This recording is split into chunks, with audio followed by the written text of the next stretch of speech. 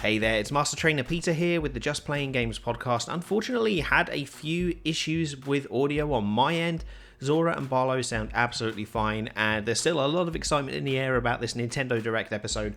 But yeah, unfortunately, my audio sounds a little bit off, so just a heads up. Enjoy the episode.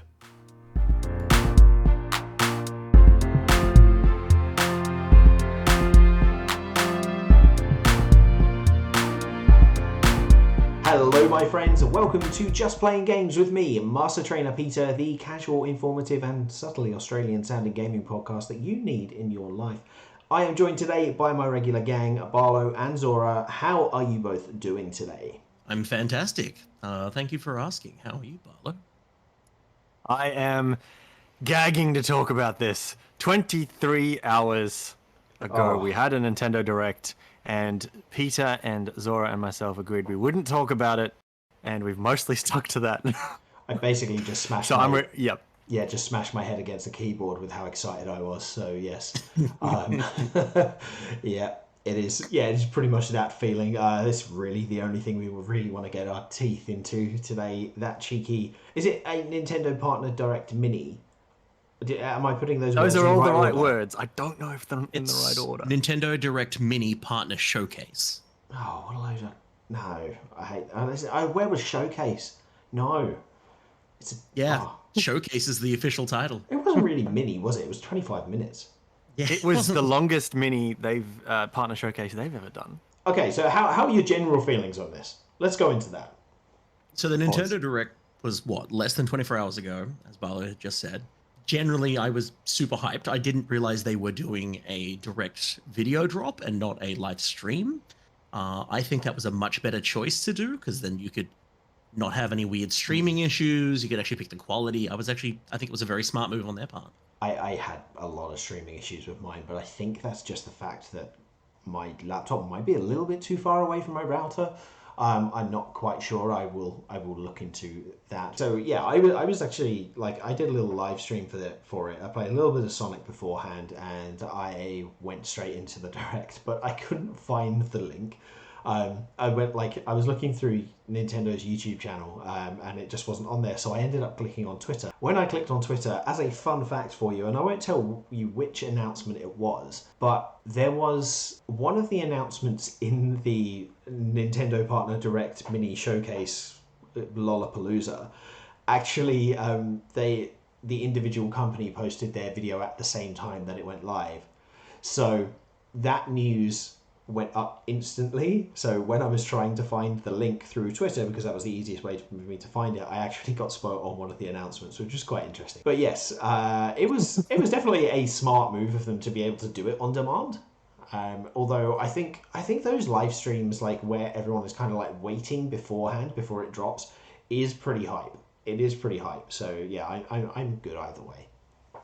Look, immediately Zora hitting exactly what I want to talk about always, which is the nerdy structure of the presentation, chat, because that was immediately I think the last time they did a video drop that I can remember, because they did partner showcases, they debuted them as a concept in 2020, and when they were all shorter than 20 minutes, the first one was 8 minutes, and they were all lowballing and They didn't get good until about the third or the fourth one late in 2020. But before that was the 2018 Nintendo Direct Mini was just a video drop. And that one wasn't even warned. It was just people woke up to it and it was there. So there are pros and cons to it. Absolutely no streaming issues. That's a good point, Zora. I didn't even think of that. But I was obviously going through my reactions the next day, and at least one person on my feed was oh, because it was a video drop, I could just hover over the timestamps and know what the reactions were. Now I didn't that. Yeah, exactly. Yeah. Look, yeah. So that is, I think, yeah. So towards Peter's side of this, where I'm so I do the streaming thing as well, where yes, there's going to be dramas with, there's always some dramas with the live stuff. But it's just there's something about knowing that no one else in the world knows what's going to happen next. So that's the first thing that I noticed, is that the whole dropping it as a video was a choice, not an unprecedented choice, but it has its pros and cons. And yeah, what about the general vibe of the Direct considering all those asterisks that were in the title. Zora, how did that impact your anticipation and your overall rating of the direct? I genuinely thought it was super solid. The overall vibe was very steady, consistent. It had me being like, oh, something new, something fresh, something I know about. Overall, very, very solid 25 minutes of great content.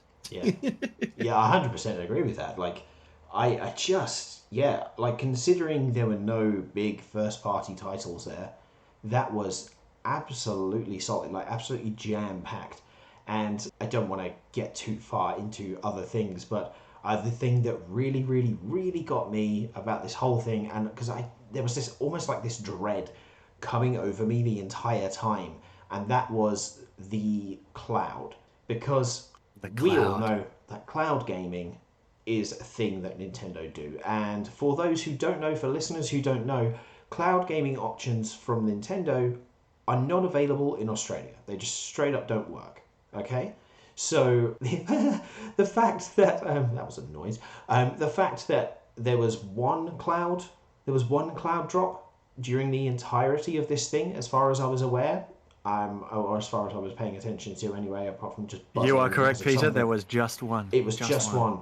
It was in a sizzle reel, and it was for a game no one expected to come to Switch anyway. Well, exactly. It was really, really nice, because there were a couple of things that I was wondering whether they were going to be cloud-based, and I'm just very happy that they aren't. So that made the whole thing like just rise up. Like, it got another point just off that strength alone.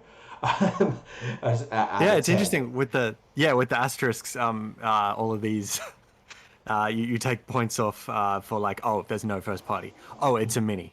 It's like, yeah, it's third party only. It might be a cloud kind of thing. Like all of these ways that Nintendo and Square in particular has beaten some of us into submission. The whole thing beforehand, the reactions beforehand were wild, because everyone was just like, "Oh, it's a direct, but it's a partner one. It's gonna be bad." And it's just like, are you joking? Like, third-party developers make some of the best fucking games, guys. Like, are you kidding? Like, we're gonna get some bangers, hopefully, and I don't want to spoil things too much, but I think we did. And it was just great. It's just great. Wasn't it just? Look, we can start to segue into some of the actual content, but just real quick, in our last episode, which you can view on YouTube and eventually on podcast platforms, depending on when you're listening to this, we talked for 2 hours about the Summer Games Fest. Game Fest. I will say it wrong every single time. I'll say it wrong every single time. We pointed that out in that episode, like, it's Summer Game Fest, and then all of us later were like, Summer Games Fest, guys. Like, yeah, we each did it once. It was great. I was talking about how, Nintendo Directs are usually dessert, but instead the dessert we got was that delicious lava cake of a Final Fantasy VII anniversary stream. So this I think was the cheese and crackers.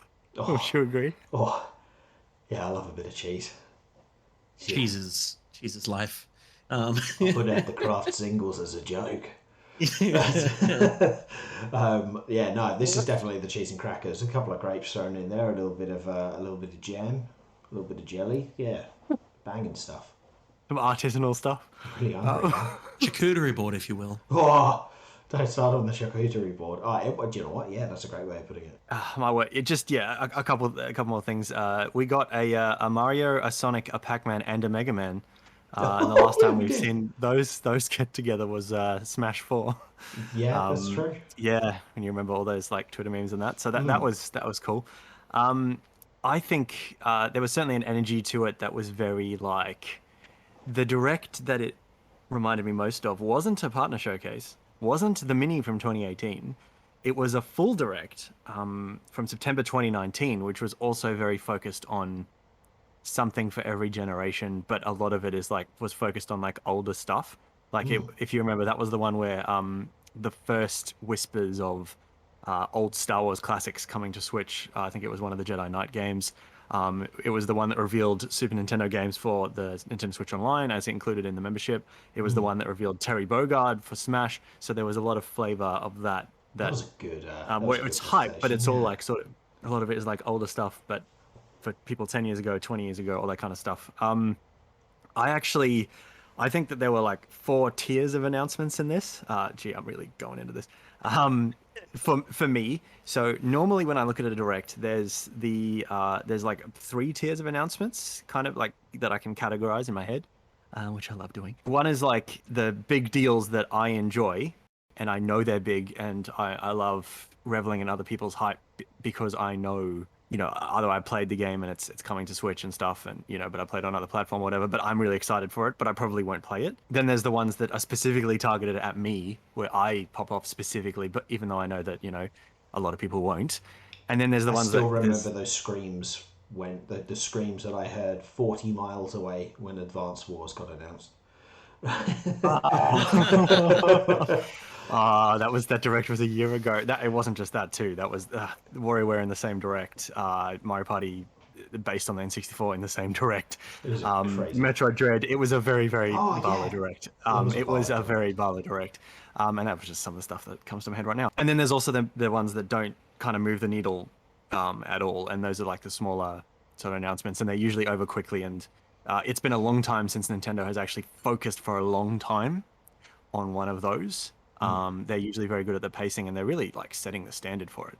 But this direct had a 4th tier or category of announcements, and it was 3 games that I counted that I don't actually fully understand why everyone is popping, like why so many people on my feed were popping off. I didn't realize they were big deals, and I want to get into them as a result. I immediately started researching. It's one of them Pac-Man. One of them is Pacman, yes. But look, because that one started early, let's get straight into it.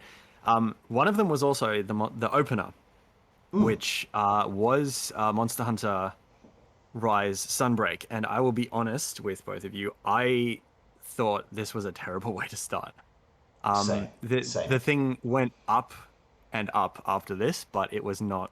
Yeah, look, I understand a lot of people didn't watch that Capcom showcase, where they, they spent 5, 6, 7 minutes, whatever, on it. But they spent at least half that, if not more, like 4 or 5 minutes on, or it felt like, on this stuff that seemed like it was just going over the same stuff that was in the Capcom showcase. But also, like, I liked Monster Hunter Rise, but I've decided that Sunbreak is not something I have the time to devote to, at least at launch. There's not a lot of direct hype amongst my friend group. Friend groups, aside from maybe one guy, but even he's playing other stuff as well. So I don't really have like a squad to go back in. So personally, I was like, oh, okay, I won't play it, but that's fine. If there's enough hype elsewhere, but we had just seen the Capcom thing like 2 weeks ago do this. But the reason why I say it's like hype that I didn't fully get, it's because there are some Monster Hunter fans that popped off from specific, apparently, monsters in this thing that weren't in the Capcom showcase. Yeah. So there was content there for the fans. It was really interesting as well to find out that they're doing like title updates for a DLC in the same way they would just a new entry in their series. This is Sunbreak to me pretty much just feels like a whole other game. That's how that's a how demo I for think it as that well. they are. Yeah, I think that's how they're treating it. Like it's getting a physical release. It's getting its own set of amiibo.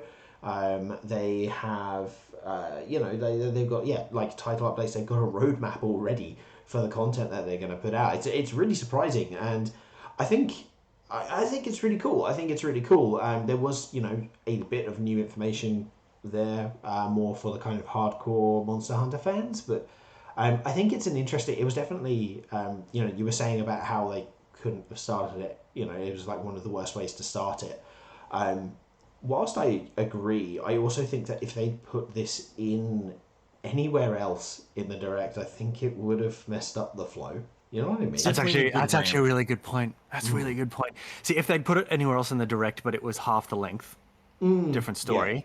Yeah, but if they insisted on having it this long, then you're both making some really good points tonight. I feel like if they insisted, and one of the whole reasons we probably got this partner direct was the fact that Nintendo would have had third-party agreements from ages ago, expecting to have a full direct in June, but then the ESA, who run E3, said, "Oh, we're not doing one," but Nintendo would have had to fulfill those contracts. So they had to have something in June, and then and this was almost certainly one of them. I can feel it. So that's a good point, Peter. Good point. Let's try and make this as smooth as possible. I don't know, and go back to Pac-Man. The pack Pac-Man is World back. Repack. The pack is back now. This is a PS1 nostalgia pull. I am Yeah, understanding it that. is. Yeah, yeah. It's a PS1 game. Yeah. Oh, okay. I had no idea when it came on. I was like, what is this? Why is he doing everything? As I yeah, guess. as Yeah. as a Nintendo, sheltered kid, who didn't really have a lot of like PS1 friends at the time. But I thought that like I now have a bunch of mates who were PS1 kids. You being one of them, Peter, or no? Did you move on from Sega, or did you? We What were went you in PS1 my in? household. We went Sega Mega Drive to PlayStation 1/Game Boy. Stuck with PlayStation up until yeah, we did PlayStation 1, PlayStation 2, and then went to Xbox 360 after that. So yeah, we were PlayStation kids, but we didn't have this chunky business that is Pac-Man, packing around the world or whatever it is. We had to be honest, I just spent most of my life on Digimon World um, and Metal Gear Solid. So yes, the duo that everyone expected. So yes, yes. Right. Well, look. Yeah, I color me shocked when a couple of the the full reactions that I went back and watched today really popped off at this one. I was genuinely under the impression from the way people talked about Pac-Man around like the Smash reveal and all that when he was added to Smash Bros. That people only liked the 2D Pac-Man and the remasters and remakes and remixes of all those games. So yeah, the actual nostalgia for what looks like a mascot platformer from the Crash age. Like don't get me It's wrong, got it looks that like it's vibe, got heaps of hey. variety in that. Yeah, it does. Yeah, Zora, what did you think of this? Looks like it's being a lot of things. I don't think it's my jam specifically, but the visual style, it looks charming. The actual design of the actual like worlds around him, I like the mix of gameplay. Like it's what's really throwing me is we saw different perspectives on how you play in that game, and I really wonder was that like I mean is that faithful to the original version? Because if so, that's wild that that was originally PlayStation. Yeah, Yeah. yeah, apparently it's a pretty faithful remake, but obviously much more pretty. But yeah, like it's kind of like the Crash or Spyro thing, but done by different people. Namco is kind of, they haven't put a foot wrong in a little while in terms of their actual games, have they? I think so. No. Can't think of anything. Yeah, well, look, good on them. One thing I will say is this I think was the fourth or fifth game they revealed. Yes, it is. Yeah. But another thing about the presentation structure, just going back to that as always, is after the Monster Hunter World's Rise DLC thing, the normal direct presentation guy came on, and he's like, "Oh, we're going to focus on games from this year." And Pac-Man was one of like 3 or 4 games in a row that all said 2023 straight after what he had said. So he just looked like an immediate liar. Pac-Man's So Pac-Man, August. sorry, my bad. Pac-Man's the It 25th was. of August this I year. think it Sorry, was my bad. one of the other Um, games that was announced in that same because there was like a little nostalgia moment. oh That yeah, it sorry, yeah, pumped in. the one game after it and the 3 before it were all 2023. Yeah. But just yeah, that third game I was talking about in that new tier of games that I don't fully get the hype of, but I want to, is one of those 2023 games, and that is Mega Man Battle Network Legacy Collection, which is 10 Mega Man Battle Network games It's a mega in package. one package, in a mega package. Now, this one is really because I've heard about Mega Man Battle Network. I didn't realize people were this into it. I mean, they made 10 games, so fair enough. They only go up to the number 6, but I think there were a couple of spin-offs and additions because I was going to say Super Nintendo, but I think they were mostly on the Game Boy Advance. So really, I could have, if I had happened to grab one of these, because I was really into the GBA, then I could have become one of these super fans that I've just been hearing about all day as I've been researching Mega Man Battle Network. Sorry, like some of these listeners are probably going to be like, yeah, this is obvious. They're nothing like the normal Mega Man games. And I had no way of knowing that. They are like grid-based, real-time games where you are making quick chess-like decisions using like cards to attack your enemies on a grid. But it's like every time you move, they move, or like there's a timer going and each round is like 15 seconds or something.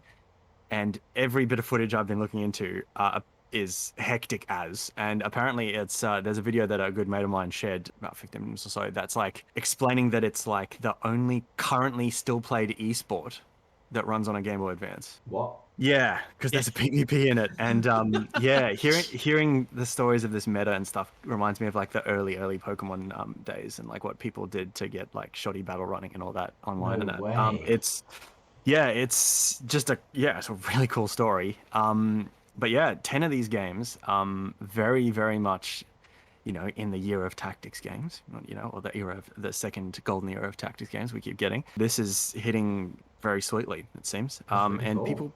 a lot of people really, really into it. Obviously, like outlets like GVG, Good Vibes Gaming, like absolutely freaked out at this one. Yeah, I can imagine. It's one of those ones. Battle Network has always been one of those ones like I hear about in passing with other games. Like people will mention, this game, the Battle Network games are amazing, or the music reminds me of Battle Network, or that's a really cool thing that like they did in Battle Network. I've seen that like in reference to other games, but there's always some fans of the Battle Network series games. Did it again. There's always some Mega fans. fans. Mega fans. There's some mega fans. Just kind of jumping in to like they're always there. They're always surrounding us. You're never more than 10 foot away from a mega fan. Just As is the way. Yeah, the only thing that like I'd heard of was like there was this indie game from last year or year before, which was it had pride of place like in one of the good spots in one of the indie world showcases. It's called One Step from Eden. It's been out for a little while. oh yeah. And this game is very much you look at how that plays, and it's designed to be like Battle Network, grid based, constantly real time movement. There's like frame data in these games. It's wild. So, look, I'm excited. Again, it's a 2023 game, and we already know that year is stacked. So the timing is very, very crucial. But it's probably not that expensive. It's coming out in 2 versions digitally, and then there might be a physical. God knows if we'll get it here, but the physical will apparently contain both. Yeah, physical looks like it's going to be on Switch and PS4. Everything else will be digital. Yeah, right. Yeah, cool. Of course. Yeah, it's coming to everything, so that's good. So yeah, that was Capcom bringing their own stuff. They weren't done for the month, which was wild considering all the other stuff they've been bringing. So that covers that era. The other stuff, there was just a lot of other stuff, and I don't even look. We might as well get into it. Let's talk about Sega. Did this Nintendo Direct Mini Partner Showcase Sonic Frontiers in its objectively ugliest form in the best way yet? It absolutely did. 1000%. My God. Yes. Okay. Cool. So I just knocked my headset off. It's fine. That's how excited I was. Okay. That's cool. it. Right. It's not like do you guys know Fidel on Twitter at all? Have you seen Fidel on the download though? Like ripping his shirt open when Sonic Frontiers appeared. when Green Hill Zone appeared, he just like tears his shirt open. It's fantastic. It's good stuff, and that is why he gets flown out to the Sonic movie premieres. So yes, One day, Peter. One day soon. DM me, Sega. Slide into my DMs. So Sonic Frontiers appeared at Sega actually put up a nice little showing here, which I was very happy with, as the third party stuff. Sonic Frontiers got the trailer that it deserved this entire time. This is the trailer that should have been shown on June the 1st, as far as I'm concerned. But maybe with like the actual game footage being from a different console, maybe. But the point is that this was really informative for quite a few reasons, and it was incredibly exciting for me. Incredibly exciting because it starts off with the piano-led music, and it's some of the similar sort of footage that we've seen. There was a narrator as well, which was the first time for this sort of thing, and they narrated a bit of information that we're traveling around the Starfall Islands, which is very good. And then the enemies appear, and they're like, you've got to go in and beat these enemies and fight these enemies, or whatever I do in an American accent. And then suddenly it was like they switched the track from, they were like, oh yeah, cool, so we've got like this Breath of the Wild sounding thing, but I really like the sound of the mall in Astral Chain. We're just gonna hit that now, and this like drop-tuned metal guitar comes in and absolutely like just smashes it, and it's really, really good. Oh my god, incredible. So we see a lot more of the kind of the combat stuff is very similar to what we've seen, though a lot of the footage is repeated, but on the Switch. And even though it's a graphical downgrade, it looks like it's locked to 30 frames. It still looks like it's running fine. It doesn't look like there's going to be like frame rate jutters or anything like that. I'm actually fine with it looking like that on the Switch as long as it performs and the gameplay handles well. You know what I mean? Yeah, absolutely. Also not a cloud game, one of the wins. Oh, This looked native, so yeah, that was one of the things I was terrified at. I'm absolutely terrified that they were going to say coming to the cloud, and I would have just ended. I just would have ended at that point. Even though I know I said I was getting it on PS4, but this it doesn't matter. It's just it still would have ended. But yeah, just wow, it was great. And then they're like, oh yeah, cool. And there's the cyberspace levels, right? And this is the thing. So cool. There was this is the thing that's been under NDA. So there was a part that no one was allowed to talk about in their reviews under NDA until I think it was the 29th of June. But it's the cyberspace levels, and basically they are like your classic 3D handling Sonic levels, which now that this direct is out, which is quite interesting actually that the NDA was until the 29th. This came out on the 28th, and now all of the outlets are starting to put their information out about this stuff already, which makes me think that there may have originally been something planned for the 29th, but it's been moved forward. Anyway, it doesn't matter. That's just me theory crafting there. Could it be a Japanese thing though? 29th Japanese time? Could well have been. It could well have been actually. That's a good point. But the really cool thing with this is that these cyberspace levels apparently handle very much like the Unleashed Day stages. That seems to be the main theme, is like, oh, it's like the Unleashed Day stages, which are arguably the best of the Boost Sonic levels. As far as creativity goes, although they were a bit perfected in Generations, but that's just me going off. It's just really cool, and we got to see two different ones. We saw this kind of crazy wild city highway area, which is like Toad's Turnpike in Mario Kart 64, but on like every steroid that it could fit in. And then there was also Green Hill Zone, because Sega has to show Green Hill Zone, otherwise it's not really a Sonic game. Otherwise we riot. Like Exactly. Green Hill Zone, we riot. I was waiting for Green Hill Zone. I was like, this is not a Sonic game. Give me Green Hill Zone. Exactly. Exactly. So now I'm actually excited, Peter. Like, what, you're telling me it runs on Switch and it has Green Hill Zone? Well, then, and it's still coming this year? Exactly. I insist. It is literally the dream. It is literally the dream. I did love just seeing more of the combat as well. I know that we've seen a lot of it repeated, but there's a couple of new moves.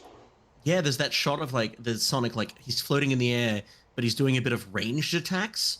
Like he's throwing his speed, I'm going to call it speed force, at the enemies. And that just looks really cool. I've never really been too excited for a Sonic game since Generations. It's always been like a passing thing for me, but I'm definitely getting a bit more hope for this. Yeah. Also, the new, what I believe to be villain floating in the sky. Okay, cool. Right. New phone, who dis? Here we go. Do you want to know who dis? Do you want to know what her name is? Because I've got her it's not Infinite? Okay, cool. All right. So here's the thing. Okay, cool. So yeah. This is the thing. Like I went off on one after that and was like, oh my god, because I've had this kind of idea in my head for ages that this is actually Infinite behind the whole thing. We never saw him die at the end of Forces. He could have got the Phantom Ruby back, like, and this is something that I'm putting in a video as well, but like I think it's funny enough to say here as well, which is like if Palpatine can somehow return in Star Wars, then he can somehow return with the Phantom Ruby, right? It's, you know, it's fine. And I think he's like, because his whole thing was like trying to like take over the world or kind of like change the world, but Sonic beat the hell out of him, so I think this is like personal revenge on Sonic. Like it's just a lot more focused on him. A lot of the ways that the enemies generate looks like how he generated his illusions in Forces. The red glow is the same color as well with this ghost girl, and her name, and this is the thing that we've got from the official website. We've got a little bit more information because that updated straight after. So the first island that you see in all of these trailers is called Kronos Island. So the Starfall Islands are everywhere. Kronos Island, which is I think why it looks a bit old old, like it looks like a ruined area. You know what I mean? I think there's like some timey-wimey shenanigans going on there. And her name is Sage. The ghost girl is called Sage. She is trying to get Sonic to stay away from cyberspace and leave the Starfall Island. That's her journey. Interesting. Hang off cyberspace, Sonic. Now, the name Don't go on Sage, Twitter. the name Sage, just real quick. Is it just them putting their name Sega in the game? I think that they're just like, look, we realise that we've made some bad choices. We're just gonna put a bit of a, it's a bit of a tongue in cheek, and we're gonna make ourselves the enemy. All right. Oh my gosh. The plot thickens. The real enemy is Yuji Naka. You heard it here first. There we go. Takes. Yes. Balin. Good lord. But it was just What a game. Oh, what a game! It definitely was. It was, to be honest, just a really good showing from Sega for Sonic Frontiers there. Really, really exciting, like an actual exciting hype trailer that made the game look really good, and also confirmed that it doesn't look like it's quite gonna set my Switch into blaze. So that's good. The only thing that they could have done better with it, in my opinion, is give us an actual release date rather than just holiday 2022. Yeah. I mean, if you look at June, you know, we're right at the end of June when we record this. Sega started June with their first Sonic Frontiers, you know, look, if you can call it that. So really, this is the game of this month. Like, it's just been part of our conversation the whole month. And a lot of things seem to be linked to each other. So I don't know whether they were gonna. Yeah, it didn't feel. I wasn't expecting a date, is what I'm saying. I mean, I half wasn't expecting them to commit that yes, it is still coming this year. But yeah, I look, it could be a November game. November's still kind of light. If it's it a releases multi-platform against game. Pokemon, then they are not doing well for themselves. But No, surely not. We say here in June. They either need to be before it's what, 2 confirmed. weeks after or 2 weeks before? Like, Yeah. those are their options. Yeah. Yeah. Release against God of War. That's my Ragnarok. release window. Do it same day. But Same the, day. same day as God of Please. War, yeah. Please. God And of then you War got fights is its first open real world as challenge. well. Open Yeah. zone, thank you. Oh, sorry, yeah. Open Zone God of War, Open Zone Pokemon, and Open Zone Sonic. Same week. Just bring it. Let's make it happen. So Sega, yeah, Sega did their job properly as marketing, like, which is good. I was look, impressed. I mean, how much do you think Nintendo was involved here? I know the memes of people saying, "Oh, Nintendo marketing this game better than Sega was," but obviously that's not how marketing works. No. Yeah, it's just interesting that they let. But I mean, Nintendo must have been involved if they were showing off their potentially janky looking version of the game. Yeah. They must have signed off on it. It must So have. at some point, someone was like, "Oh, maybe do this in this order or something." Yeah. But yeah, like it's not what the internet is making it, as is often the case. No. I think something really interesting though is, like, I mean, this isn't the only Sega game that appeared here though, you know. All right. Well, look, if you want to segue into it, because we've been doing publishers, We've then been take it doing away. publishers, and I think really we need Zora to take us away with what this announcement was, and also the one that actually got spoiled for me when I went to find the link for the direct, because this is the publisher that posted their video at the same time, going live. Yeah. I believe I also had this spoiled when I was looking for the video on Twitter. Yeah. We have a mutual on Twitter that we follow that posted this. We certainly do, don't we? Yes. Yeah, and I was like, oh, why? However, really exciting. Also, I have a hot take for this as well.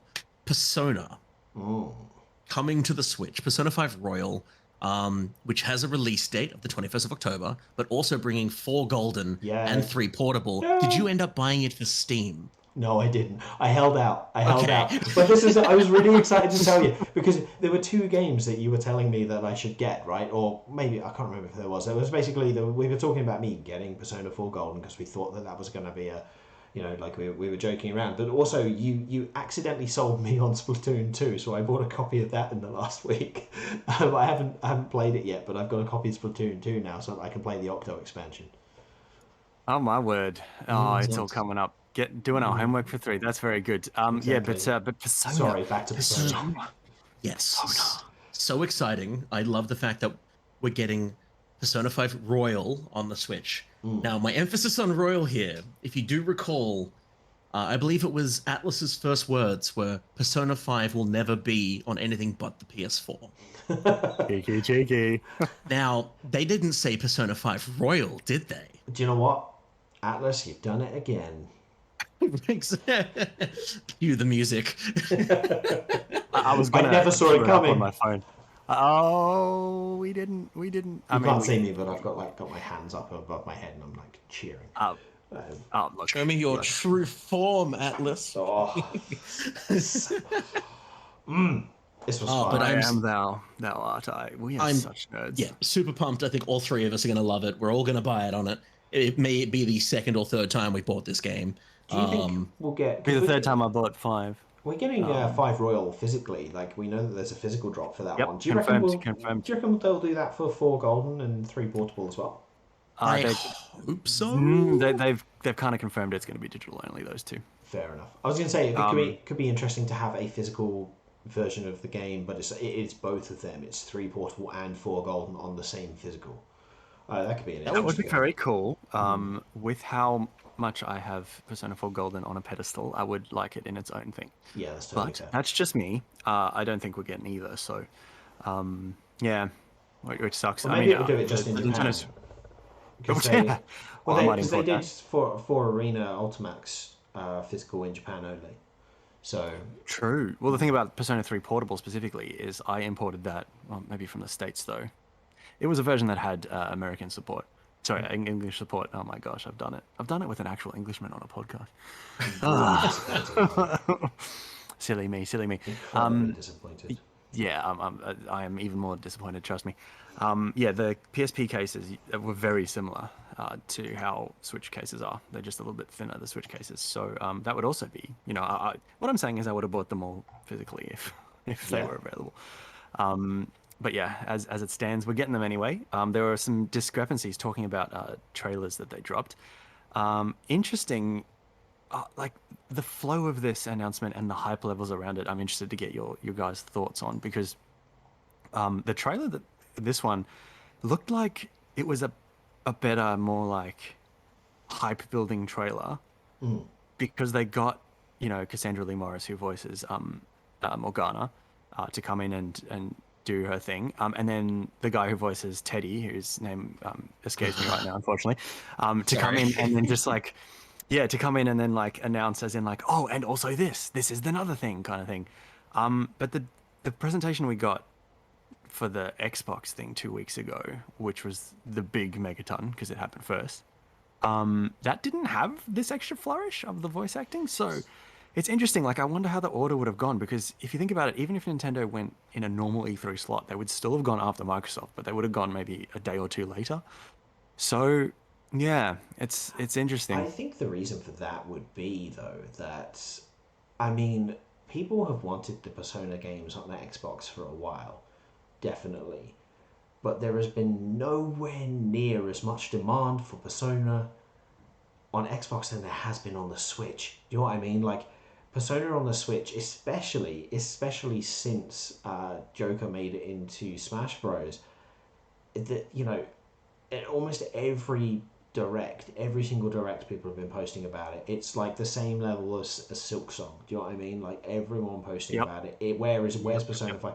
There's a guy on Twitter called King Goomba who has just been asking on every single Atlas post for ages and ages, and to the point that when Persona 5 got announced, and that's the thing, it's never just been bring the Persona games. Well, that's been part of it, but the main focus has been bring Persona 5 to the Switch, bring Persona 5 to the Switch, bring Persona 5 to the Switch. So that's why I think they got Cassandra Lee Morris to appear as that weird cat on my screen. Not a cat, but that's why they did. I think that's why they did the extra flourish here, is because they recognize that the Switch port is likely to sell way more. Do you know what I mean? Like, it's got a lot of people who have been gunning for this for ages. They wanted to make a show of it, and frankly, considering the rest of their anniversary, they really do need to make a show of something, because it's been pretty terrible so far. But yes. Yeah, I think that would be why. I agree with everything you've said. Absolutely true. The Xbox thing was very left field. In fact, I think that the most exciting thing for most people who do what we do and watch these things, when we saw that Xbox announcement was, oh, okay, this must mean that it's coming to Switch. Yeah.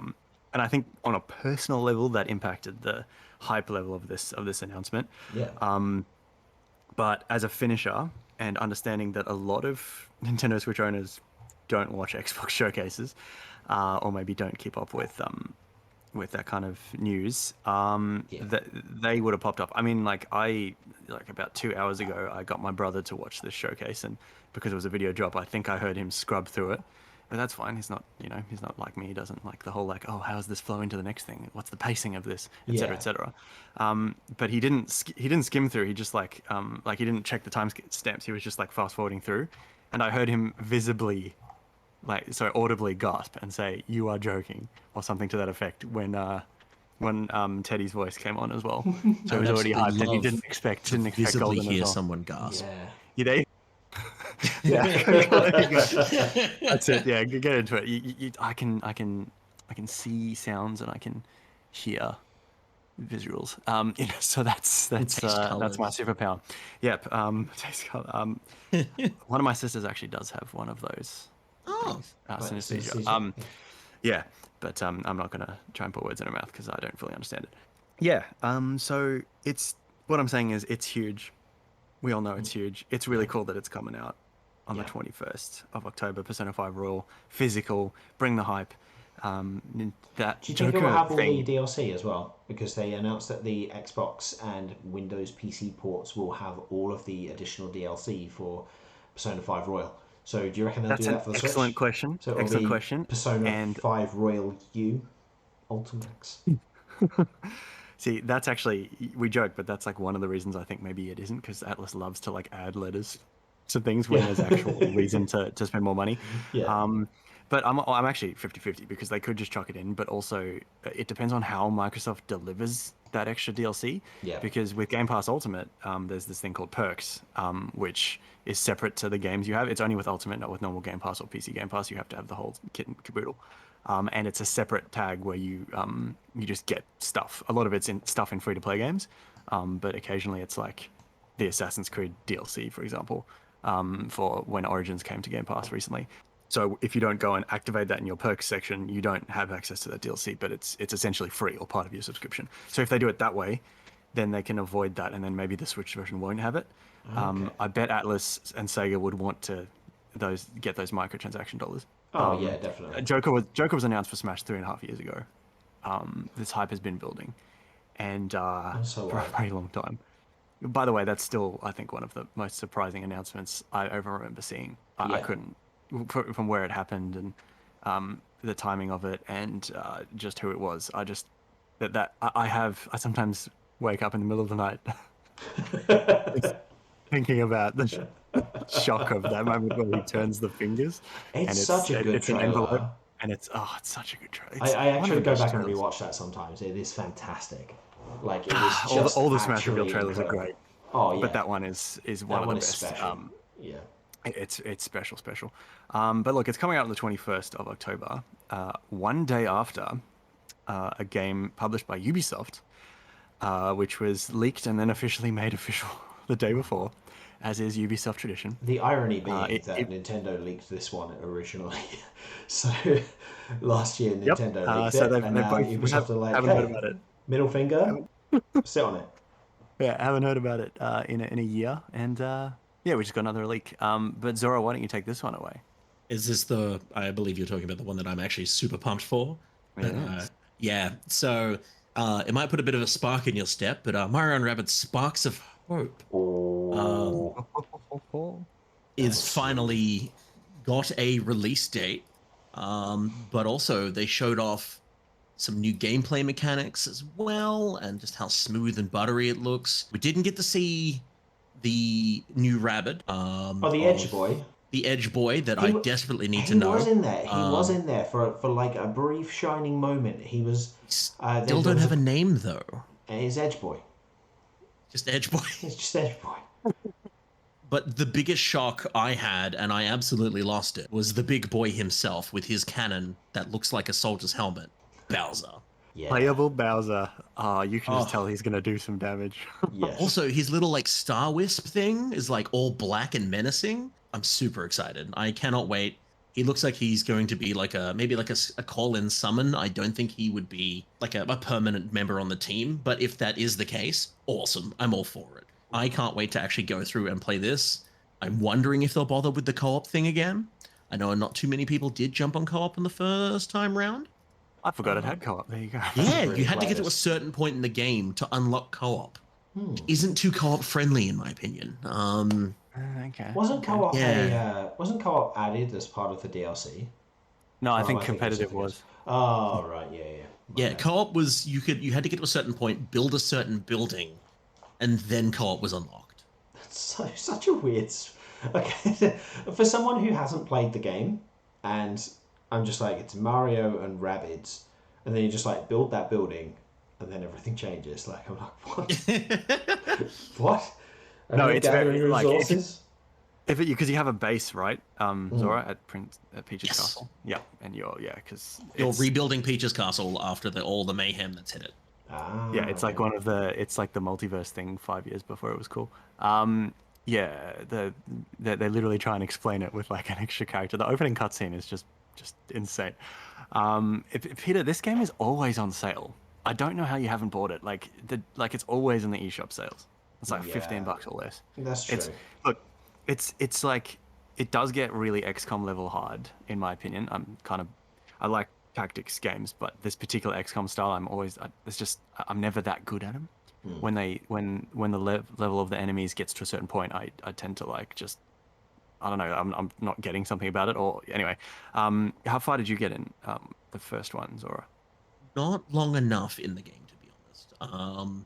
I kind of got, I think 3 or 4 worlds in. I think it is. I think they're worlds. I don't remember. Yeah, how I they got like segmented it. one. I got like one. I got to the second one and there was a clear difficulty spike. But yeah, the first one is really good at like easing you into it, and also it's one of the best looking games on the Switch. I'm gonna maybe potentially like chill a little bit and maybe do a full gameplay stream through before the new game comes out. That might be on the cards. In hype for Sparks of Hope, Okay. which is actually having a showcase Dang. on June 30 at 1:40 a.m. Australian time. Oh, it's like 2.5 hours away. Lol. Yeah, We can keep talking till then. I mean we Look, could. knowing us already. Absolutely. Look, Narrator. They didn't. They went to bed. It was a mistake.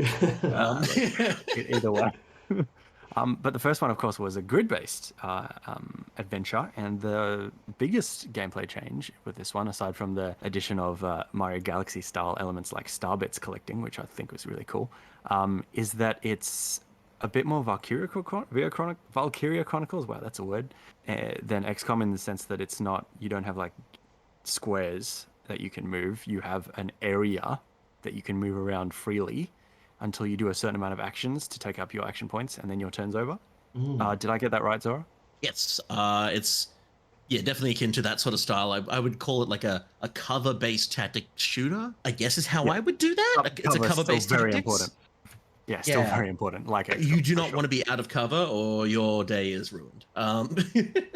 There was, and like you said, hopefully they do curb that difficulty spike from the first one, because it's very, I did put it down very quickly because of that difficulty spike that did come through. I did go back a little bit here and there, but yeah, I am hoping that with this fresh playthrough, and this will hopefully have a bit more of an easing ramp as opposed to a jetpack for the difficulty, I think will be a good way for that game.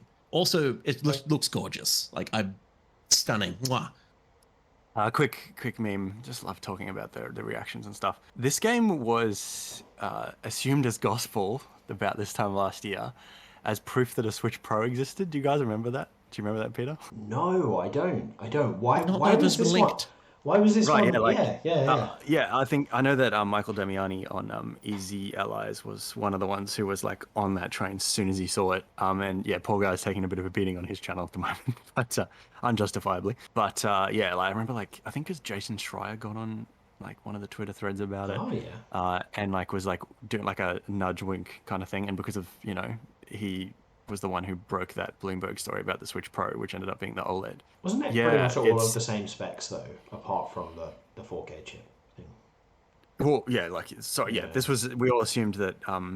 Well, I'm certainly on the train that the OLED was meant to be at one point a more powerful Switch Same. because everything else about it is just such better quality. Like the build quality, it's not just the extra features. Like it's built to be a better Switch before you even turn it on. And to me, that screams, okay, well, this would have been great with like an actual like this. This feels like it needed to be marketed with a better chipset in it. But that's look not to get too far off into rumors and that, but I think that like yeah, the pandemic supply issue really impacted that, and they ended up having to just do a half refresh. Yeah, I just remember people just taking it as gospel because enough people said, "Oh, this game looks too good for the Switch," but this is the same game a year later, just working on Switch. And there was actually a few frame rate stutters in the trailer, mainly when they when the characters jump up and do aerial moves because it's a fixed camera game mostly, or like a low angle. Deliberately angled camera game, like Luigi's Mansion was, and that's another one of the best looking games on the Switch. So you know, Ubisoft knows what they're doing. It's the Snowdrop engine, or at least the first one was, which did The Division and South Park and a bunch of other unrelated cool. games. Yeah, That is a few frame drops, but not yeah, terrible. no, not enough frame drops to like ruin the game. This is like a turn-based game, basically, but enough to make me believe that this is real footage. Like that's my point. Like, just to be clear, that's like this is a positive for me. Like this is like a real footage kind of thing. And it looks just as good as it did last year, and it's running on a normal Switch. So my point is, most people like us who are not game developers don't understand game development. Yeah, we don't, but we pretend we do. We do. We like to. I will say on your topic of the the Switch Pro, I'm doing finger movements in the air. I just hope that Nintendo just sticks to OLED screens going forward. That's all I want. Absolutely. I'll come back to a reason why later on with what I've been playing. But yeah, that was the Ubisoft thing, and it's a Mario game. So a lot of people would look at this and be like, "Oh, look, that's not really a third-party game." It is because it's Ubisoft published and all that. Nintendo just gave them their blessing. But yeah, this was one of those other bigger drops in this direct that elevated its status, I think. So I was glad to see it. Last episode, I did call that it would come in October as well, just saying. And yeah, if it brings back the music from Grant Kirkhope, I don't know if that's confirmed yet, but the first one and it's a DLC for Donkey Kong were done by Grant Kirkhope, and he's like my favorite video game composer. I'm 90% sure I've just assumed that he was working on this for ages because every time someone's mentioned it, he just kind of does like that jokes about, oh, you'll see whether I'm involved. And it's like, that's right. You know, just I've been a Kazooie fan. Can you imagine if you kept doing that? It's like if you kept doing that, but then like you weren't involved, just like, I got you all. Sparks of Hope is being composed by Kirkhope. Yeah. Yes. I just had to find out. So, thank you, Zora. That is it's gonna look and sound, and hopefully play really good. And it's their big October game, so good stuff. On the topic of big publishers, there was a Microsoft game that showed up here. There was. And I was very surprised. Zora, you know what I'm talking about? Are you referring to the Lucasfilm title? Oh, no, you're not. Oh, no, you're talking about Minecraft Legends. That's it. Wow. Yes, I am. The puzzle pieces, just you can see them falling down for me. The other game I'm super pumped about, which I was pumped about when the Xbox announced it, and now the fact they're showing it on the Switch, and they actually showed a little bit more gameplay as well, which, you know what, teased me a little bit more with it. It's very pretty. It looks exactly what it needs to be. I'm excited with the story-driven. I don't really want them to bring in a co-op feature, but it would be cool. If they do co-op on a Switch, though, it might make it freak out. That's too much going on, I feel, for the Switch. Consider there's a lot of particle effects showing off in this one. Yeah, it can't come out sooner. Well, yeah, it is a 2023 game, as Microsoft revealed earlier. Oh, by the way, I don't know if we mentioned Persona 4 Golden and Persona 3 Portable are also 2023, which was never said at all during this direct, but Microsoft. There is something kind of interesting though. I've got Nintendo Japan's website open at the moment, and so I've done the the Google Translate, and so this is possibly just the way that it's translated. but it says that Atlas's juvenile RPG Persona series, which is just a great way of calling it, will be released on Nintendo Switch one after the other. So look. that Ooh, basically okay. dashes my hope. Basically dashes my hope of 3 and 4 coming out at the same time. I would say I see. most likely, I see. and it's kind of what I figured would happen in general. But yeah, it looks like it's going to be it's going to be like Persona 5 first, and then I would imagine 4 and then 3. Yeah, look, at no point did I assume there would be a double collection, but that's because the Microsoft thing was clear in the way they broke up that splash screen with their next 12 months delivery. So yeah, no, fair enough. There is actually something really else kind of interesting. Here's a fun fact for you. You know how Nintendo Directs in the West sometimes have different games to the ones that release in the East. So yeah, they often do. They often do. So there is a case of that here, but it's kind of interesting. So it's worth mentioning. Now, I don't know if you picked up the Monster Rancher games when they came to the Switch over the past year. Did either of you pick them up? Rancher? Sorry, ring a bell. I was thinking Monster. I know Monster Harvest and I know Slime Rancher. There's Monster Rancher it's a PS1 game brought to the Switch. Basically, the whole gimmick behind that one back on the PS1 was that you had your game, and then if you wanted a new monster, you would have to open the lid of the PlayStation, and then you take that disc out, and then you would put in like a CD or another disc. You put in different CDs, and each CD had like specific coding or something, and the game would read it and generate a monster based off of it. Oh, I've heard of this. Yeah, you could put in literally like your CD, whatever you had, and it would just base off the waveform or whatever, and it would just convert that into a monster. Yeah. There was a little CD. There was a little. It was amazing. It was amazing, and they brought them to the Switch recently, and there was a little bit of a crossover with Super Monkey Ball. They put Suezo, one of the kind of like the protagonist monsters, in as DLC for Super Monkey Ball. Right? It's a really interesting sort of thing. Anyway, in the Japan version of this Nintendo Partner Mini Direct Showcase Superstar with a new added funky mode, they actually... And Knuckles. And Knuckles. Trending on Twitter right now is RIP Knuckles, and I'm a bit too scared to click on it. Anyway, Don't do it.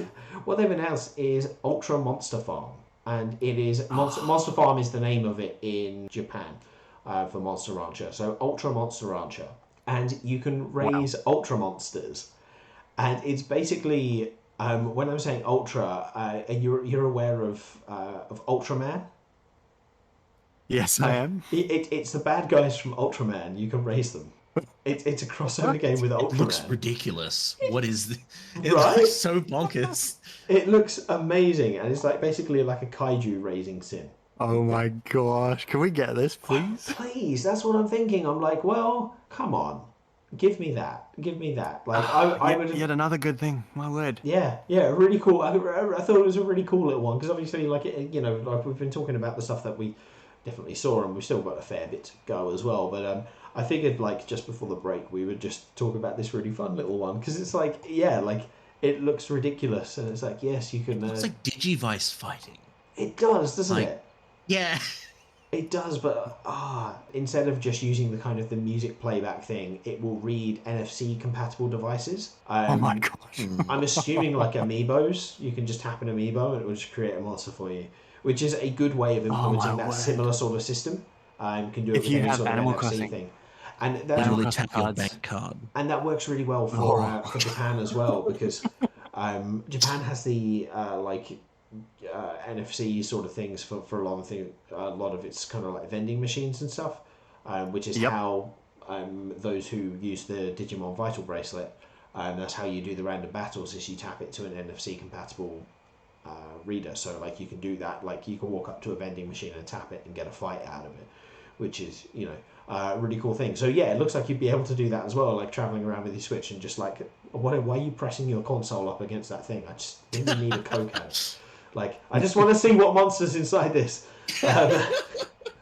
It's diabetes, right? That's what's inside there. That's the monster. No, it's just gonna be fun. It's really cool. So yeah, I'm pretty excited for that. And I don't know if you'd seen it or not, but yeah, good stuff. I hadn't. I know there was another game revealed, but it was revealed for a Western release, and it was previously Japan only. And it's based on one of the anime, something with a crayon. Summer Vacation? Yeah, I think that's it. Yeah.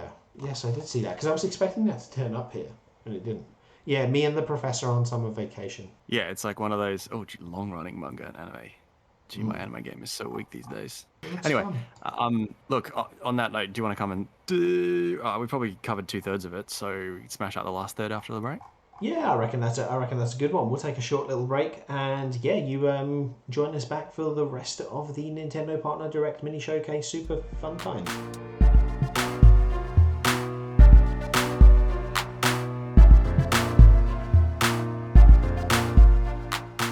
Alright everyone, welcome back to Just Playing Games with Master Trainer Peter and Zora and Barlow. It is fantastic. We're still talking about the Nintendo Direct, of course, the Nintendo Direct Mini Portable. There were a few little games that maybe weren't as important as others to some people, which is why we're just going to cover a few little really interesting ones. So right near the start of the Direct, there was a kind of interesting detective game called Lorelei and the Laser Eyes.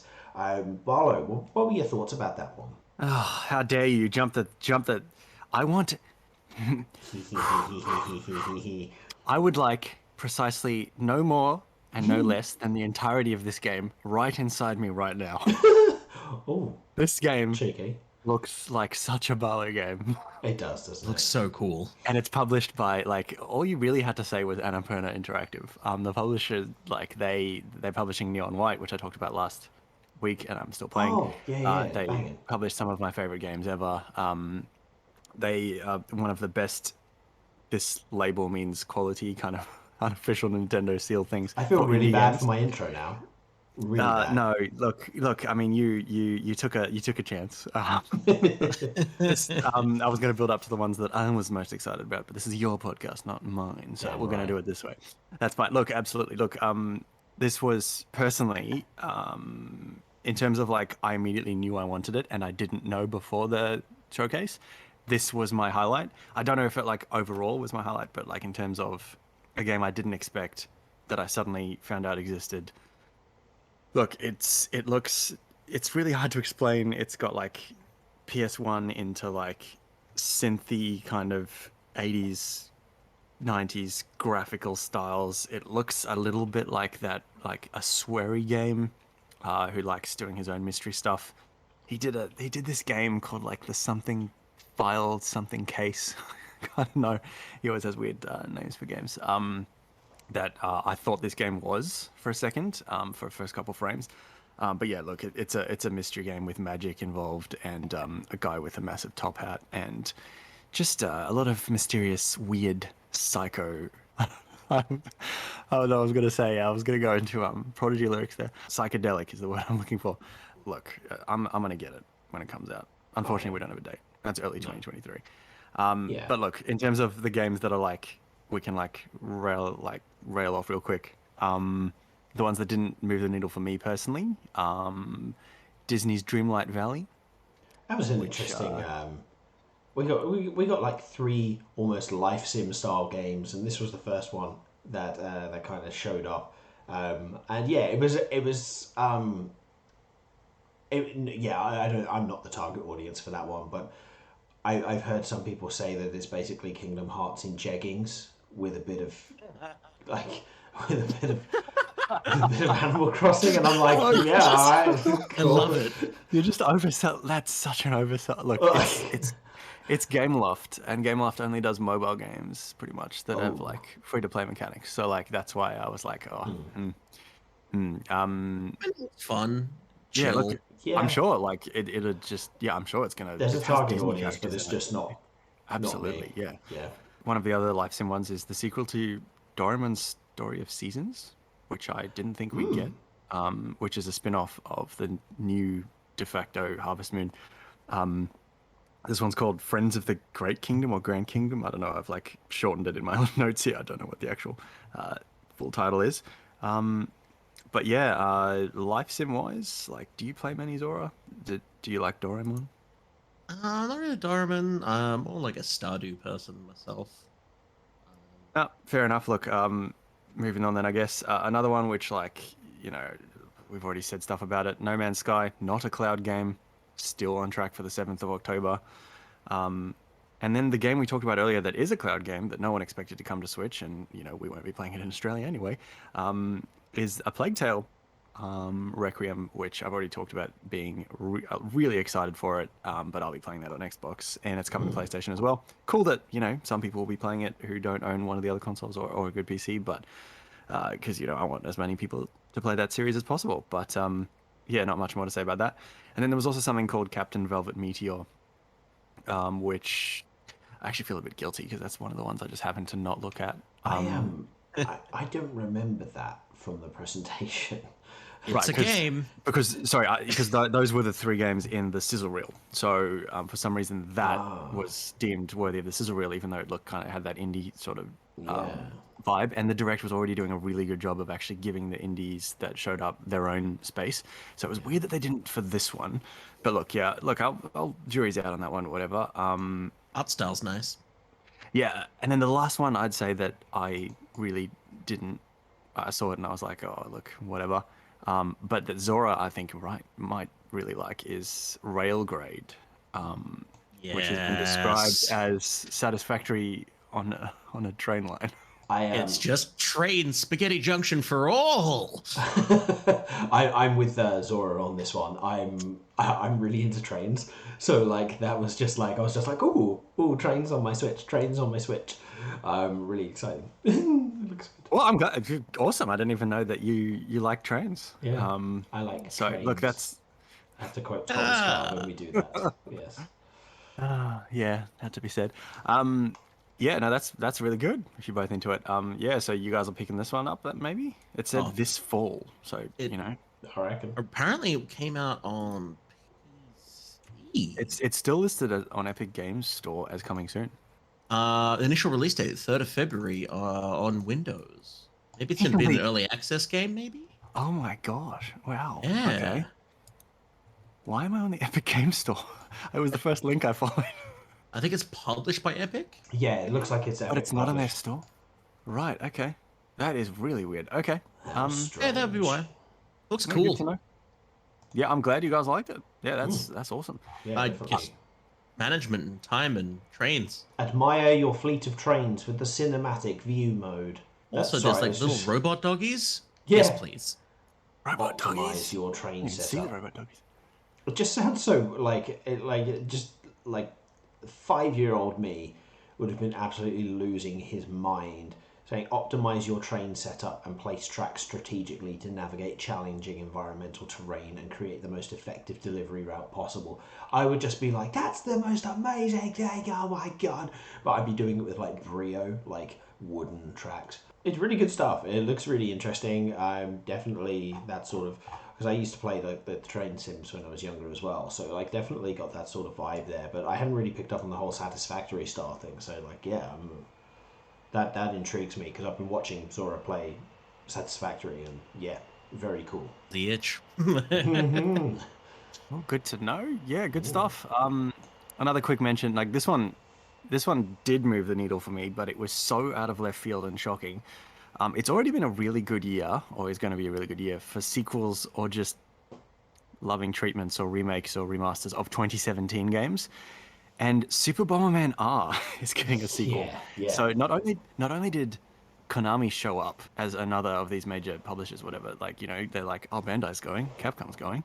Microsoft and Ubisoft are bringing something. Let's just show up with the sequel to Super Bomberman R, fittingly called Super Bomberman R2, coming out next year in a vague time. I remember the Switch launch, and I remember the first Super Bomberman R being impossible to get physically. It was pre-sold out everywhere. I ended up with a copy because it was the reason why I tried to have 8 controllers at launch, because it supported eight controllers. Whether I ended up with 8 or 6, I can't remember. But yeah, I remember playing a lot of players on that game. It didn't have a lot of other content, but I remember having a lot more fun with it than a lot of other people were talking about, because everyone was just playing Breath of the Wild. But yeah, so this... Yeah, it's got 15 players online now as well. Looks like you can build your own. Yeah, build your own arenas and stuff is what I kind of picked up on there. So that's quite exciting as an old school Bomberman fan. Like that's definitely something I'm into. Yeah, and the more players in those games, the better. So look, that was a file that under just the I did not expect, and it's not like a megaton announcement, but all of these little ones really kind of built up. Yeah, R2 is also apparently releasing on everything.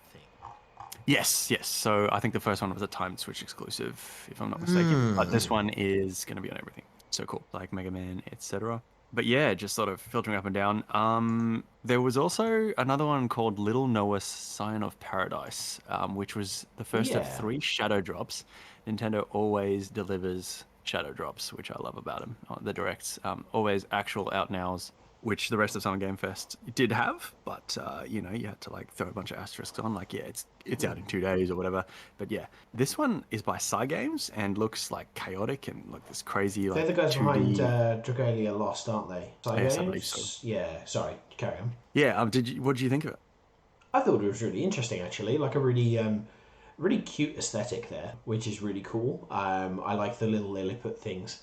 They are the little monstery things. It's just very cool. But yeah, I actually didn't really get the impression. Maybe it's just kind of tired or whatever. But I didn't really get the impression that it was a roguelite. But it is, which is kind of cool. So yeah, I just wasn't really. I really don't think I was paying attention at that point. Yeah, I just thought it was really interesting. So I liked the aesthetic. I think it looks really fun. It's definitely one I'm considering picking up, to be honest, especially since it's already out. It's always good. So yeah, that's it. You can pick it up right now.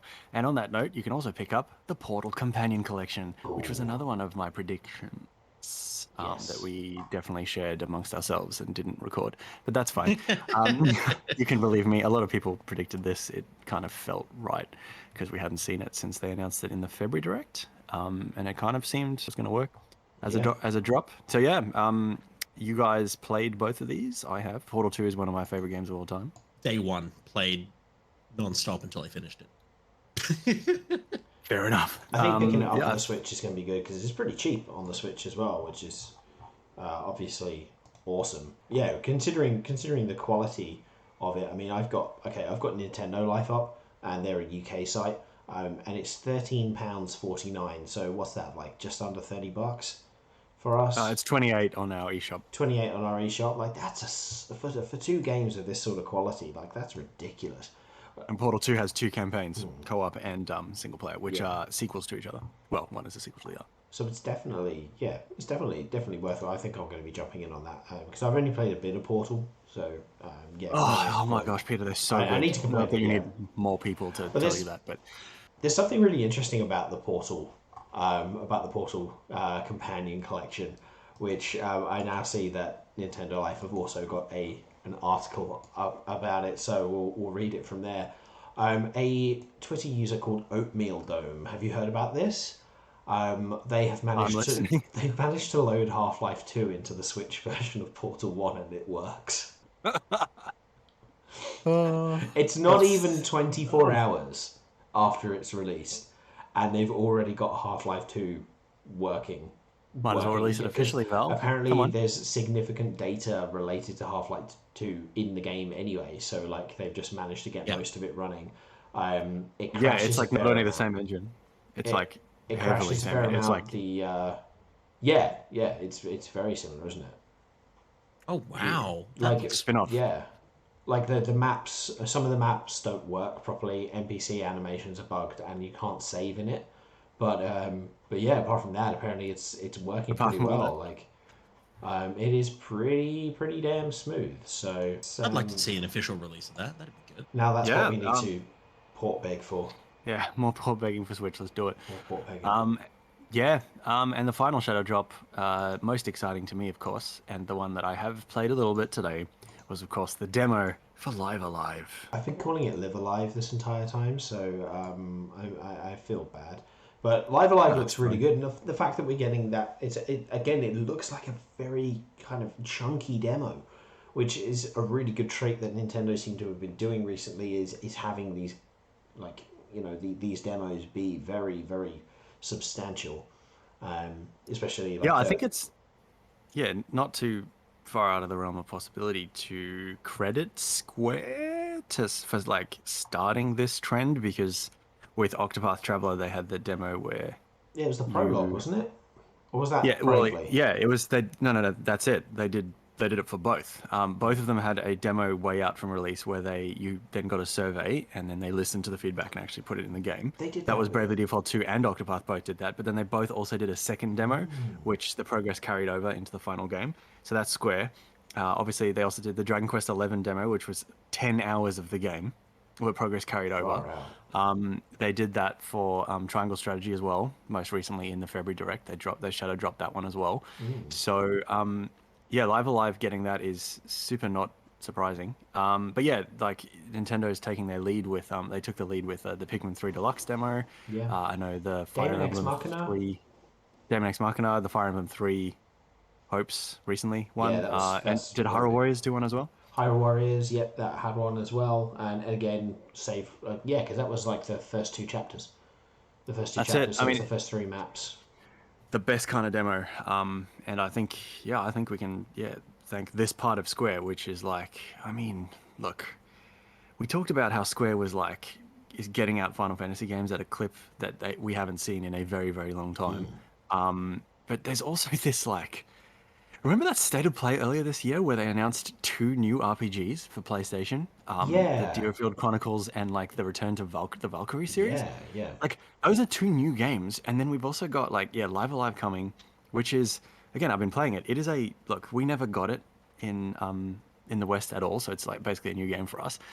But like it, I've seen what the original game looks like. This is like a heavy like HD 2D treatment. The UI is beautiful. It's native resolution, like which Octopath and Triangle Strategy don't even manage, because they go to like really heavy on the effects and the dynamic camera. But yeah, it's like so crispy and it's like perfect for the OLED and yeah, or even the light, you know. Yeah, so they're killing it, and then they also, you know, Square actually came to play, didn't they? Like they... that's it. I was hoping to leave them close to last, so I guess we're here now. Three other releases that were targeted straight at me. Three of them. Yeah, well, one of them actually, look, one of them was more like, yeah, I was hyped about it. I've kind of made my peace that I'm probably never going to finish this game because of how, like, it gave me almost carpal tunnel trying to play it. But it's one of the best games of, again, 2017, and it's Nier Automata. Oh, yes. It was the second game of the showcase. It's called the End of Your Heart Edition. It's coming out the 6th of October, so another October game. This is not a cloud game. It runs natively. It looks great. It's got new costumes. This is one of the, from all intents and purposes, the best games of the last several years. Easily the most successful game that. Why am I blanking on his name? Yokotaro. Sorry? Is it Yokotaro? Yokotaro, yes, right. Oh, terrible. Yeah, that he's ever produced.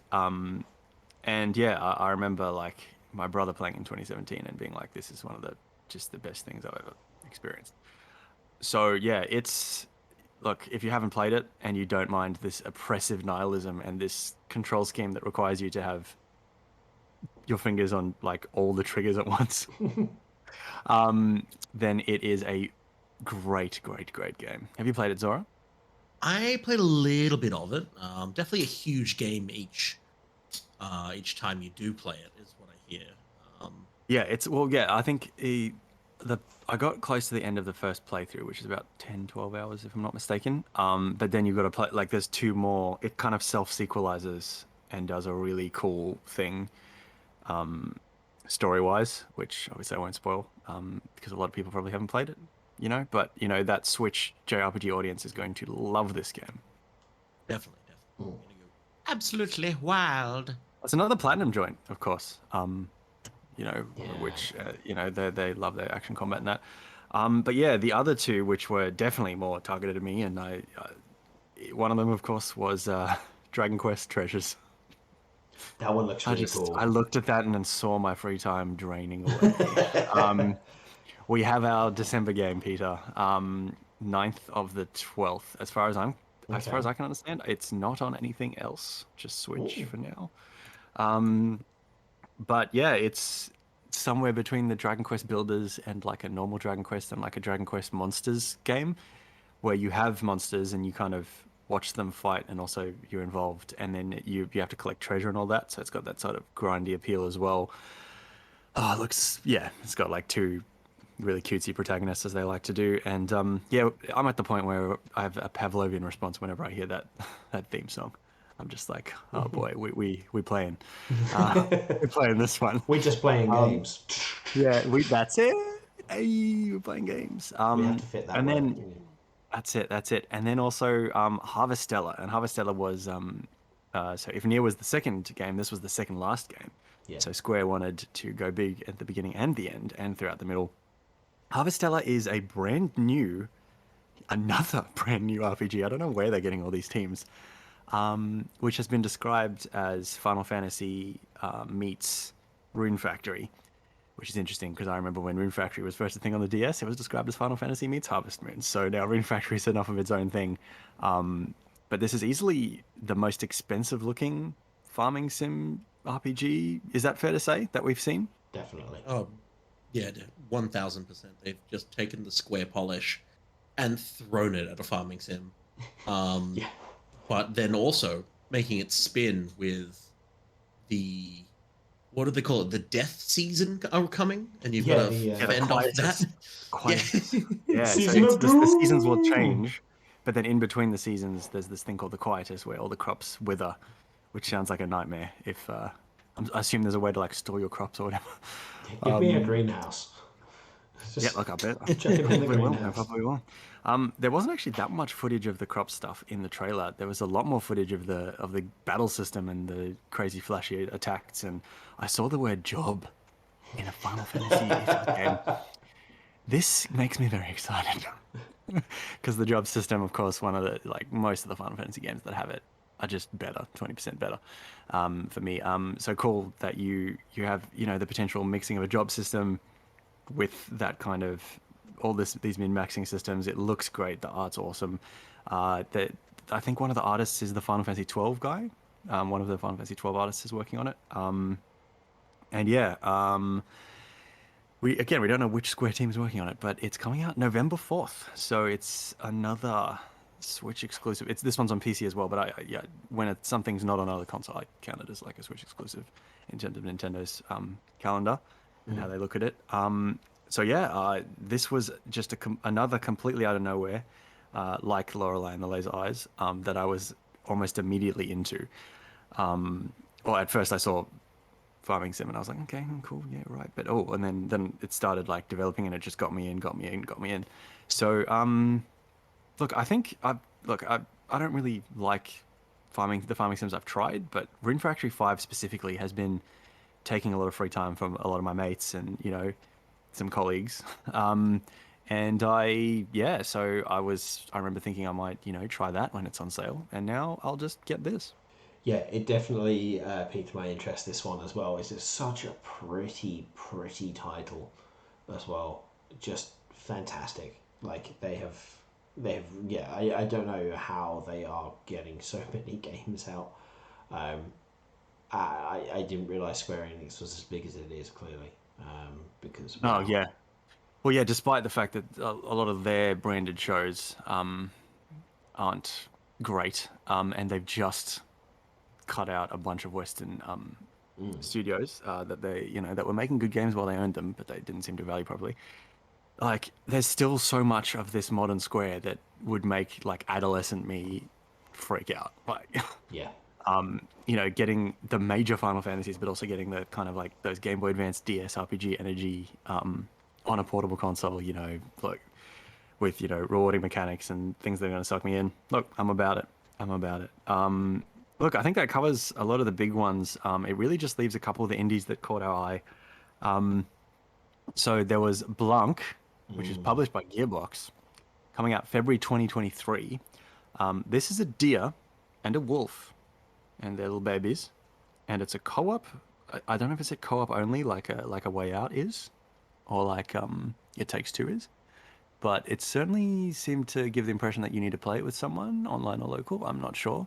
It also has a beautiful, very minimalist sketch kind of art style to it. What do you guys think of this? Very pretty, very happy. It's one of my highlights because it's just I just love the aesthetic. Love the aesthetic. Yeah. So good. Plus, also the concept of it just being like a emotional, wholesome, well, hopefully wholesome journey. Yeah, Um, please don't do a Bambi. yeah, Oh. and the art style, the animation is super solid at least. And it's just so nice. It looks like it might be co-op only, but it's also just the interactions, the world, the little footprints that are left in the snow as well. Because it's just all in the snowy wilderness. It's just, mwah, it's so artistic, and I'm surprised that we haven't seen more of this sort of a thing. Like specifically this sort of a last time something like this. It made me, I saw it went Journey. That's the last thing. And my brain went, Oh yeah, of course. Yeah, that's big praise. Mm. Well, look, this is the kind of thing. I mean, it's an indie, so like this is the kind of thing you would, you could have seen in an indie direct, but the confidence, mind you, it is Gearbox, but so they might have pushed a bit, but the confidence of Nintendo to show that this is worthy in this already quite good, very good direct, is great to see. Another one of those was RPG Time: The Legend of Wright, which is coming very soon, 18th of August, and this one looked awesome.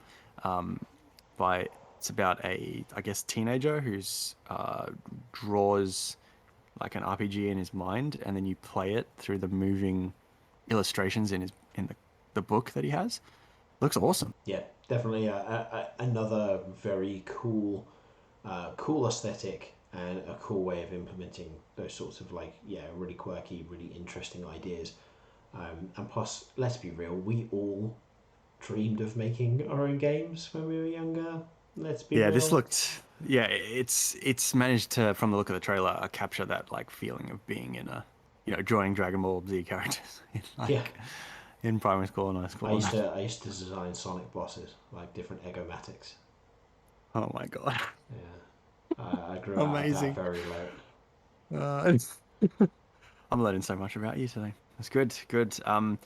Yeah, and look, there's just so much I want to play. There's so much I want to play. I think the only thing we haven't talked about is the return to Monkey Island, which I thought was a new announcement, but it wasn't. What wasn't new about it is that I think it was announced for PC a couple months ago, but this is the first acknowledgement that it's coming to any console at all, and it's Switch first. So this is an actual sequel to the first two Monkey Island games, the point-and-click adventures, with a very like modern-looking art style and all that, but looks to be capturing a lot of that old spirit. Do you guys remember playing any of the old point-and-click games? Personally, I never ended up touching it, but I have heard like the music of the series and all. Really, really cool. Oh yeah, great music. Yeah, I've heard the music a bit. Yeah, I have played some of the point-and-click games inspired by Monkey Island, but I don't think I've ever got super far in the series itself. Like I remember playing Broken Age and dabbling in some of the Double Fine ones.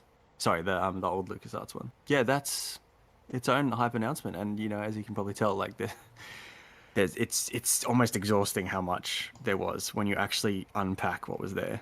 There's just a lot to be excited about. So yeah, look, how would you guys rate it? Like, do you think this is the best partner showcase? Do you think that this has raised the bar for other partner showcases if they announce them, and Knuckles? And also, what was your highlight? Yes, and yes. To answer your questions. The highlight was yes. Highlight was yes. No, I think this raised the bar. I think this was the best of the partner directs that they've done, because there was there's something for every sort of audience, and there's just, it's pretty RPG heavy when you look at it.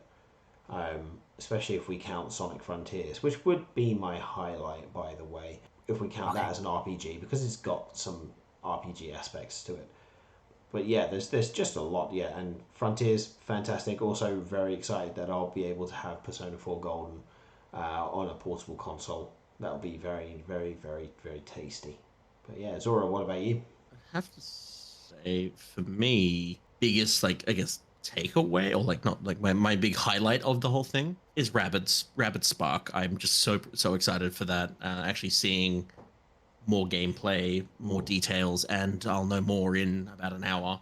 But this has definitely raised the bar for partner showcases. The flow was good. It was steady. Like there wasn't a moment of, at least for me, nothing too flat. You had your patented Nintendo shadow drops. I do like a good roguelite. So yeah, I got a mix of a lot of things. So very, very happy with what they've done. Yeah. Yeah, no, fair enough. I actually think, yeah, that's the best partner showcase they've done. It's not a high bar, but there were some good ones at the end of 2020 by the end of it. So I think this is just better than them for sure. If you combine it with the Xenoblade one we got a week ago, you'd have the length of a normal direct. Of course, if Nintendo did bring their first party stuff, we'd probably get things like, the next N64 game coming to NSO, which we don't know for July. And we'd have things like, potentially, some of the rumored other stuff coming to Nintendo Switch Online. And then you'd probably get things like a Bayonetta 3 release date, which we thought might technically count, but, it is a Nintendo first party game. They're treating it as such, because they're heavily paying for it, even though Platinum's making it. And yeah, you'd get things like the new Mario Kart DLC, but we'll probably just get Twitter drops of those, I suppose. Sucks to say, not to dwell on the negatives, but the next time one of these is announced, the expectations are going to be much higher. But, it's a good and bad thing. They're delivering on it, so yeah. And yeah, my highlights are probably Lorelei, Harvestella, and the shadow drop of Live Alive, I'd say. With quite a few other things in, like, close second or whatever, like, Persona, all that jazz. So yeah, I learned a lot in all that jazz. Quick little thing. We talked about, getting a December game. You mentioned the last podcast that we were waiting on a December game and an August game and an October game. Yeah. We have 2 of those now. What I'm going to do is I'm going to read out the games that Nintendo has that are exclusive to them, or like at least exclusive, not including PC. That are not indie, so like $50 or more. They're all getting physical copies. And you tell me what category of game is missing from this 2022 lineup. So Pokemon Legends Arceus, Triangle Strategy, Kirby and the Forgotten Land, Nintendo Switch Sports, Mario Strikers Battle League Football, Fire Emblem Warriors 3 Hopes, Live Alive, Xenoblade Chronicles 3, Splatoon 3, Mario and Rabbids Sparks of Hope, Harvestella, Pokemon Scarlet and Violet, and Dragon Quest Treasures. Is Zelda a genre? No. Something that's like, there's always at least a couple of these every year since the Switch has come out, and there's none here. Look, if you've got guesses, I'm happy to torture you. FIFA. Yes, there's a FIFA that's exclusive every year. You said about Mario Strikers Football, so this is the one year that really doesn't work. This is better than FIFA, mate, even though it's missing a bunch of features. Rhythm games. They shoot them in Splatoon. It's not. Don't think genre. Think type of game, like category of game. Something that the Nintendo Switch in previous years, particularly certain years, is criticized for having too many of. Anime swordsman? No, but we've got Fire Emblem. What have we got? I'm not sure. What? Like, it's going to be really obvious when you say it, but. So I've just read you 13 games. Yeah. And there is not one port and not one remaster. Oh, damn. So regardless of what you think, how good a year you think the Switch is having, when you look at this and see it on the page, it's quite something. Look, Live Alive is a remake, but I don't count it because it was never available in the West. So all of these are new games, which is wild to me. A couple of them are even new franchises. So, and look, yeah, there's a lot of help from Square and a bit of Ubisoft or whatever, but these count, you know what I mean? So, yeah. The Switch, 5 years into its life, is still maintaining a really good cadence. There's not too many empty months. We had no May game and we currently don't have an August game, but to make up for it, there were like 2 March games and there were 2 June games, there will be 2 July games, and there'll be 2 November games that we know about for now. So I guess that's half my point. The other point is I feel like they can announce a remaster and it would easily slot in. Yeah. Just saying, like Metroid or Zelda. Just saying. It's a good time on the Switch. Certainly is. So yeah.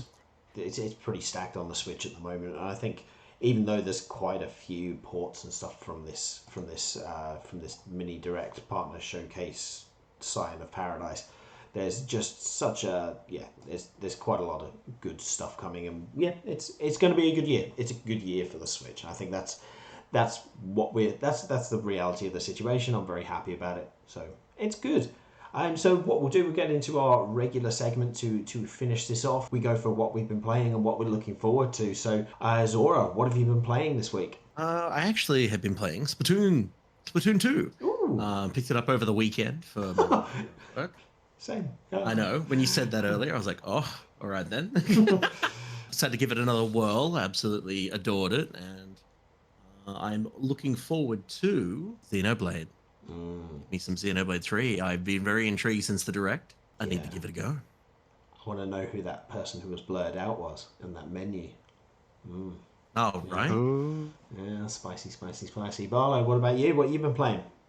I didn't watch that Direct, but Zora was explaining to me the best parts of it. Mainly the combat system to try and get me in, and not that I needed much convincing. I have it ordered anyway, but I'm keen for that. Yeah, there's this little thing that in recent years has become a bit of a trend that I really enjoy. It's a little treasure in the middle of that June hype and that August kind of chill period. And I like to call it JRPG July. It just always seems that a bunch of them just settle there. Not just JRPGs, but like visual novels, super Japanese style like action games, a lot of Switch content. So yeah, like we're getting like the Klonoa double remaster, which is, it's, pretty Japanese, not like JRPG style, but it counts on the 8th. And then on the same day, we're getting the digital of the sequel to AI Somnium Files, which is one of the most visual novels to ever visual novel. And it's by really good talent in that field. So I'll be getting that. And then, you've got like Live Alive, which is the thing I've been playing that I wasn't playing last week. So again, I haven't even played an hour. I just gave it a bit of a spin before this podcast. And I've already said it looks great. It plays smoothly. It's got a cool battle system, but I have only picked, because you pick one of 7 scenarios, 3 of which are available in the demo. And I picked the Japan one, the Samurai Era Japan or whatever, where you have to infiltrate a castle. And then it lets you save at any point and then jump out and go into one of the chapters.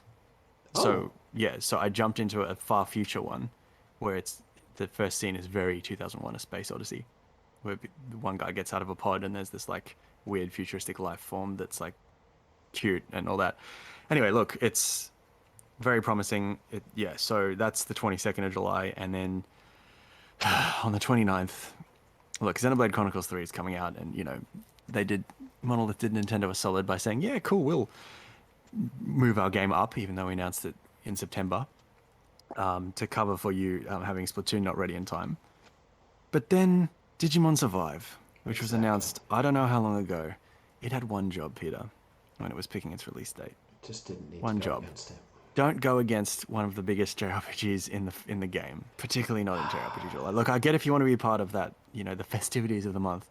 Go early. But you've got all these other days. Yeah. Please. Should have released next week. It's a frustrating one because I really want Digimon Survive to succeed because I want more Digimon games. I really enjoy them. I think they're fantastic. But it's not a great day. It's not a great day, as I've made very clear in a video that I made.